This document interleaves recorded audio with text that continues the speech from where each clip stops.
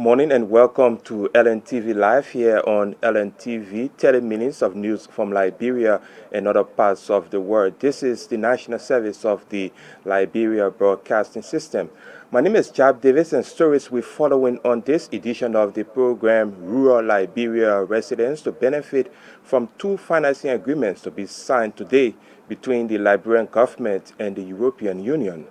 Lawyers representing two local media entities respond to Associate Justice Joseph Nangbe's invitation for a conference regarding traffic violation allegation against him.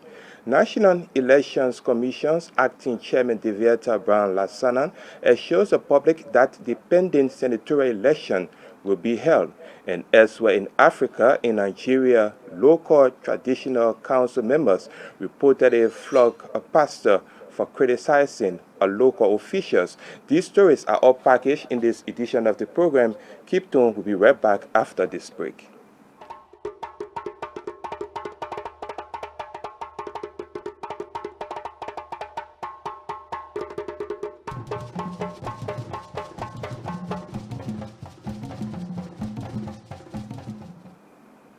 Welcome back to the program. The government of Liberia and the European Union, the EU, will on today, Friday, sign two financing agreements.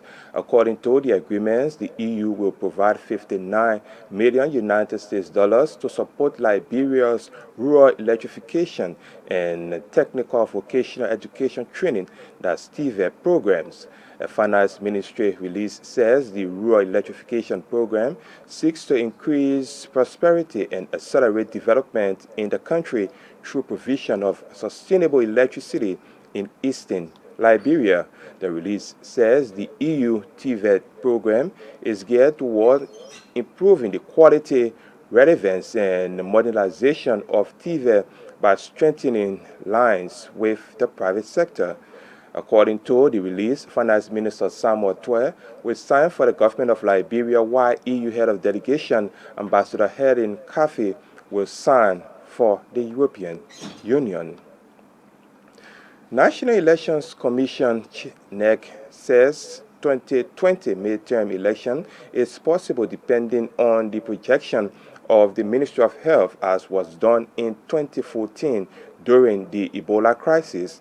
Addressing senators on Capitol Hill Thursday, NEC acting chairperson Deviata Brown Lassanan said the commission has received 300,000 United States dollars out of 17.6 million needed to conduct both election and a referendum in 2020.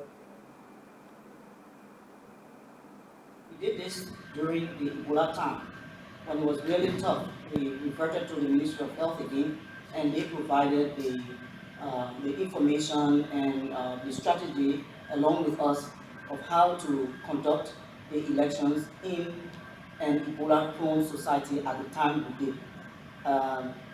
We also think that it's possible to conduct the election with COVID, but again, like you say, we have to know what the ministry anticipates, or what the projections are, or what is going to increase or what is going to decrease. At the same time, we also want to know whether the state of emergency may be lifted or the lockdown may be relaxed. Those things, that kind of information can also help us in our planning. In other words, personally, I can tell you, I think we can hold the elections. The government has given us the 300,000 US dollars to jumpstart some of the preparatory activities that we could not in the past maybe 6 months or so. So we are making some headway towards getting procurement started.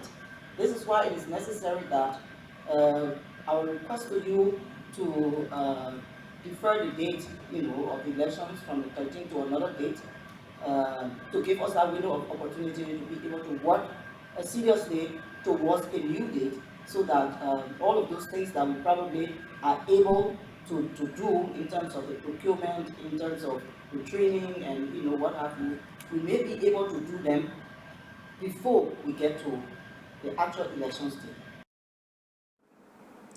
Meanwhile, the Senate Chair on the Judicial Committee, Senator Vani Sherman, is asking the National Elections Commission to request a credit facility from its vendors to ensure the conduct of the 2020 midterm election.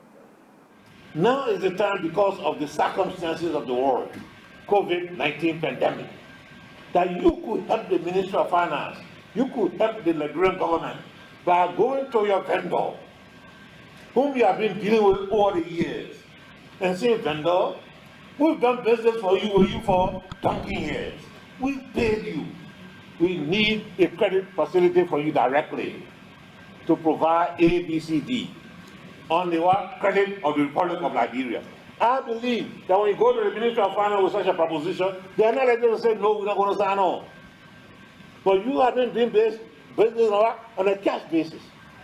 That is, they provide you the material, you pay cash. They provide you the fuel, you pay cash.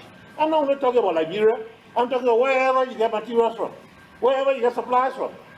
If you have been getting supplies from these people consistently over the years, you should start exploring the possibility, because of a worldwide known health crisis, to get credit facility directly from them. And you could negotiate that, so that when you go to the Ministry of Finance, they'll get you what? Signing on. They might ask you for guarantee from your central bank. Your central bank will just sign on. But you have been doing cash, and you want to continue to ask for cash, and we don't have the cash. The Joint Security of Liberia has benefited from the donation of 250 raincoats provided by the Association of Liberia Private Security Service. According to the association's Vice President for Operations, Momo Cyrus, the donation will ensure officers are protected from the rain as they carry out their duties during the rainy season. Mr. Cyrus made the accession Thursday at the Liberia National Police Headquarters in Monrovia. This afternoon, we have come to present to the Joint Security Operation of Liberia 250 pieces of raincoats for the use of the Joint Security Operation during the COVID-19 operations. We are very much aware that the Joint Security has got some constraints and some logistic problems, so as members of the Liberia Private Security Association of Liberia, we did deem it necessary to contribute and support the joint security in this direction. And this is against the background of our collaborations that have existed many years ago but has been cemented in the recent months, having been received by the joint security at the head office here. They had several meetings, and this collaboration has emanated into a very good relationship. We want to say thank you. This donation is geared towards enhancing your operations while you exercise your love for duty as joint security operators, actors of the Republic of Liberia. We want to thank you so much. Well, receiving the RTM's Deputy Police Inspector General for Operations, Marvin Saka, said the donation will help the LNP logistical constraints. I want to say thank you to my dear brother and friend, Mr. Cyrus, and head of the other security institution, or private security institution, and that of the 4 estates and all other well-wishers for the year. We appreciate the time that you are taking out of your busy schedule to come and witness this important, I would say important occasion. The reason being is that when we first started this operation, I and my brother, we have a long relationship, and we met and had a discussion on how well the joint security can work with the private security in making sure that at that time it was the medical emergency was being enforced at those businesses. And one of the things I promised him was that in no way, shape or form we can sit here and allow the private security to not be part of what we are doing.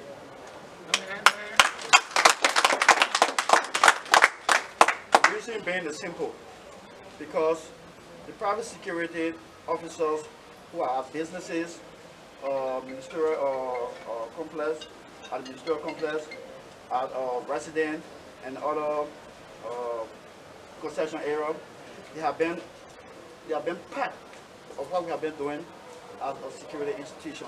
So again, I want to say thank you for this, and I highly appreciate that.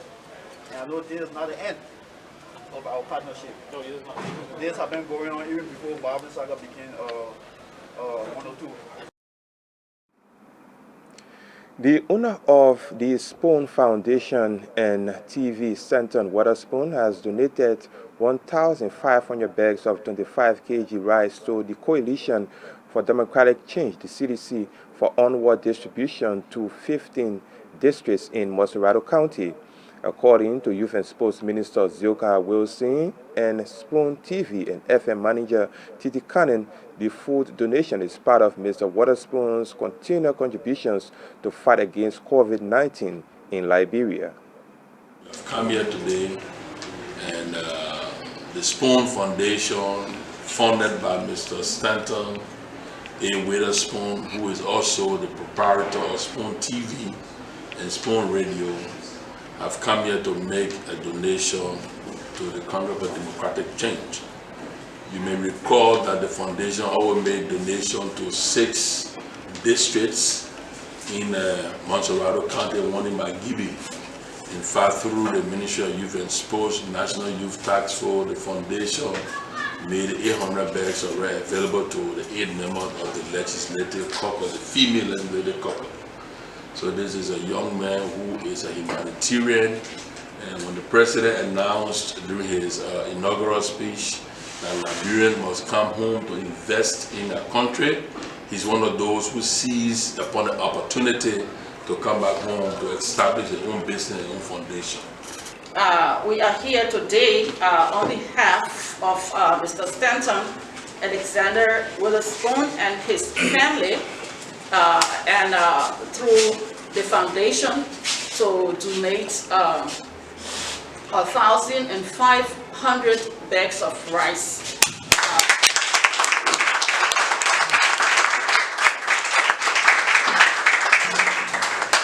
To the Mighty Congress for Democratic Change, and through you to 15 districts, Mr. Chairman. So without holding anybody too long, I would like to formally give this to you and tell you thank you for the work, and God bless you.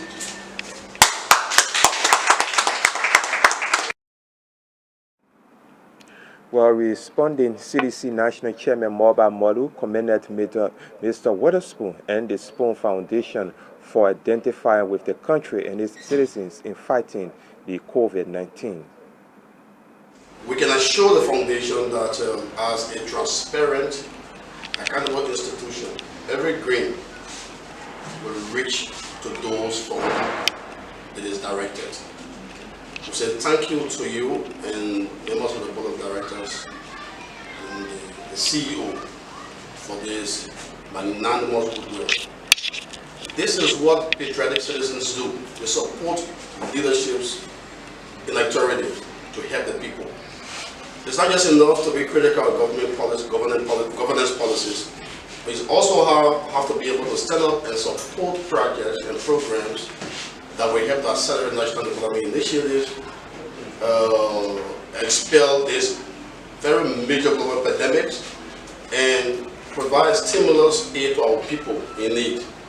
You have done just that. So we say thank you, and may God bless you to replenish your coffers from whence this comes. Well, if you just joined us, a reminder that you're watching LNTV News live here on LNTV. We come to you from Painesville outside Monrovia. My name is Jab Davis, and stories we're following on this edition of the program. Rural Liberia residents to benefit from 2 financing agreements to be signed today between the Liberian government and the European Union. Lawyers representing 2 local media entities respond to Associate Justice Joseph Nangwe's invitation for a conference regarding traffic violation allegation against him. National Elections Commission's acting chairman, Deviata Brown-Lassanan, assures the public that the pending senatorial election will be held.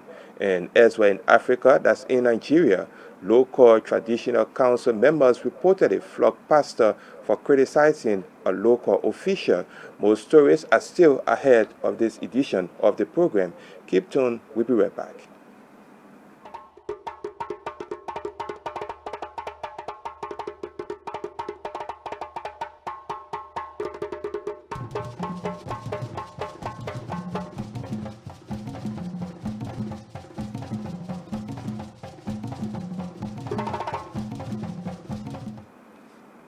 Welcome back to the program. A coronavirus survivor, Assistant Agriculture Minister Ernest Clark, has praised the medical staff at the 14 Military Hospital for the level of professionalism in the performance of their duties at the facility. Sharing his experience, Minister Clark said the COVID-19 is real, as the virus almost took his life, adding it was the first time in 15 years for him to get sick. Coronavirus is a very painful sickness. You don't want to contract the virus. Like I said, we're happy to have a facility out there, that the doctors and nurses are there ready to help. Coronavirus is not a death sentence. If it were, I would not be here. And so I'd like to take this opportunity to encourage all Liberians. If you are feeling sick, go do your test. Even if you are not feeling sick, if you are motivated, go and do your test.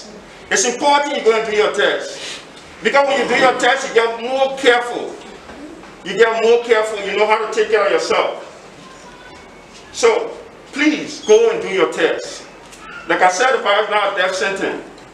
But you don't want to get sick. You don't want to get sick. Corona will drag your nose in the dust. Every part of your body will hurt you. I've not been sick for more than 15 years. And I've never been this sick. I was so sick, and then my wife died. I'm telling you people, ask God to take my life. I could not comprehend all of that. My pressure went up so high. I never suffered from pressure before. It was difficult for me. And I want to use this time to appeal to all Liberians, because I'm a living testimony. I went through Corona. If you are sick, go do your test. The doctors and nurses at the facility there, the military barrier, the military hospital, trust me, they are very good. If they will not go first and they are second, I will not be here. I had like 3 persons come in my room 3 times a day, counseling me beside the doctors and nurses. I want to tell them thank you. I remember Madam Carretta. I want to tell them thank you. Monrovia City Mayor Jefferson Koji is calling for support for the National Public Health Institute of Liberia, NPHIL, and the Ministry of Health in responding to COVID-19 related issues in community across Moserado County. Mayor Koji made the call at the MICAD News Conference Thursday in Congo Town. We decided to sign a contract that she explained to you not too long. And I will get it. We have to say no, because we are going to wait, because there's no resources. Even Mosoga Father was telling me that you have this brilliant idea, but we don't have money. How are we going to engage it? I said, well, what we're going to do is that to take the message of people, and we convince there are more good people in this country that are prepared not to ask what the country can do for them, but they are prepared to ask themselves what they can do for this country. So against that backdrop, we were able to locate those young people. And they came forward to deliver their services to this country. So Madam Andy, being very magnanimous and being very serviceable to what she enjoys doing best, we signed the contract through the permission and the cooperation of the Monrovia City Council, who witnessed us in, who gave us the mandate to go ahead. We signed the contract, we developed a budget, and that budget, remember now, we have one single government with the Ministry of Health. And that's why we presented the budget, and up to present, we can safely say to you with straight face, we will not tap and say something contrary.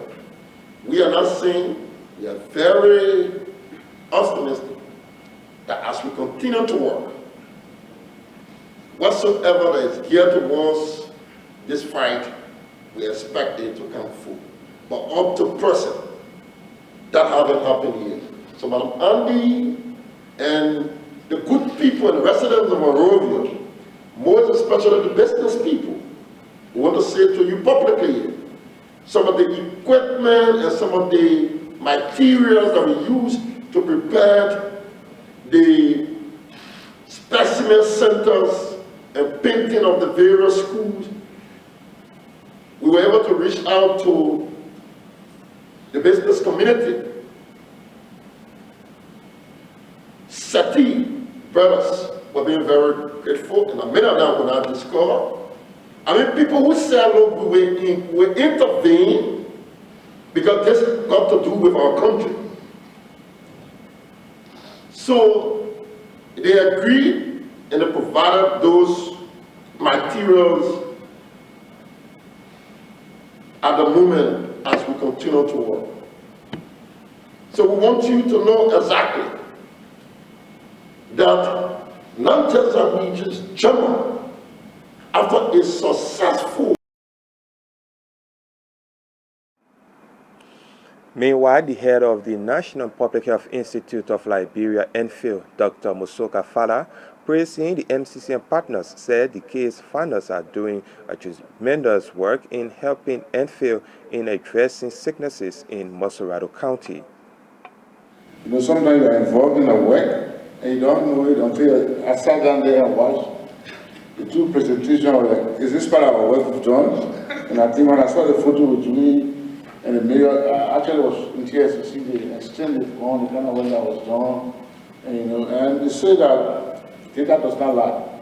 And they say a photo is worth 1,000 words. You saw the photo and the evidences of what has been done. Like I always said, I've had a couple of international interviews and say, are there lessons from the Ebola that happened? One of the things I always said, and I always say this in this public manner, to show the government His Excellency commitment to this work. From January 22nd until after March 16th, and we wrote our first advisory to say that the threat in China was getting real. All the funding that we raised came from the national government. So it's not to have municipality and city government involved in the fight. Because we have urban structure, urban organization. And I think the leadership of Jeff to see this done, lawmakers to see this done and do it, and the results speak for themselves. We're involved with them. I mean, sometimes I spend some time with people and go to them, sit with these young people, review the data, and the number of sick persons that are coming, and the number of sick they have seen. It clearly shows that they are doing their job with very limited resources. And I want you to watch the date of this data. It's from the 9th of April to the 30th. That's almost like 21 days. That's what they've done in 21 days. There were 1 million also. And you see, Julie, with the thousands of people going to unforgivable places with leadership. That's the true sense of leadership. When you lead from the front and don't lead from the back. Two media institutions, Front Page Africa and OKFM, accompanied by PUL President Charles Coffey, were on Thursday cited to a conference in Chambers of Justice Joseph Nangwe's based on incident that occurred Monday. The two entities carried a story alleging that Justice Nangwe violated the traffic regulation in the Vittown community. OKFM lawyer, Councillor Arthur Johnson, has been explaining the circumstances surrounding the conference. The conference went very well. I want to believe that the media is a very serious stakeholder in the Liberian democracy. And so it's a healthy exercise when it has to do with this exchange of views and whatsoever. Okay. Yeah, but it went well, and there were some issues of understanding that came to light, at least on the part also maybe how the case were reported. Okay. Yeah, with respect to whether or not the Justice Nangwe really violated the law. And technically, by the virtue of the law, he did not violate the law. I'm not here to cast judgment. What I'm just saying is that we had an understanding with respect to the issue of the traffic, that Justice Namwe was using another lane, and that it was reported that Justice Namwe violated the law, the traffic law. He should have remained in lane. There is a law that exempts people of his nature, of his character, of his status, the associate justice and justice and chief justice of the Supreme Court. So it is the amended law, section 10.1 of section 10. And section 10.2 of the Vehicle and Traffic Law that was passed 2018, signed by the legislature, and then forwarded to the president for signature. And you know, under our law, what the law says? The law says that there are certain particular persons in government that are exempted from traffic regulation in case of certain problems in terms of emergency or other issues otherwise. And in that case, it was revealed that there was a police officer who in fact took the justice from the traffic and put him on the lane, on the other opposite lane, because the traffic was not moving, and found a way and brought him all the way. So in the process, the justice's car was intercepted by Ronnie Shea, who stood in front of the car, and he had nowhere to go. And so the police officer was there saying that indeed he represents, because the law is when the police officer is in uniform, fully unified, he can also tell you when the light is on red light that you should move. It's also provided for by law in the traffic law. And so those clarifications were made because, you know, our society is such that the law, most of the laws are not to the public, for the public to be aware of them. Okay? But today there was a clarity made on that. In fact, this is a copy of the law. I'll be giving you a copy of it. Now, away from Liberia, a Nigerian pastor has told the BBC about how he was tortured and flogged for 2 hours because on Facebook he posted criticizing a local official for failing in duty of building roads. Okochi Chukwu Obinin said the traditional council in the Afropo North area of the southeastern state of Ebonyi called him to a meeting before he was manhandled. The video of the flogging went viral on media, that's on the social media, causing role in the incident. On that note, that's how we end this edition of LNTV News Live here on LNTV. Before we leave, we recap the major stories we follow on the program. Rural Liberia residents to benefit from 2 financing agreements to be signed today between the Liberian government and the European Union. Lawyers representing 2 local media entities respond to Associate Justice Joseph Namwe's invitation for a conference regarding traffic violation allegation against him. National Elections Commission's acting chairman, Deviata Brown Lassanan, assures the public that the pending senatorial election will be held. And elsewhere in Africa, that's in Nigeria, local traditional council members reportedly flogged pastor for criticizing a local official. Join us at 8 this evening. We'll be back here with another edition of the program. To that time, my name is Jab Davis, wishing you all the best from Painesville.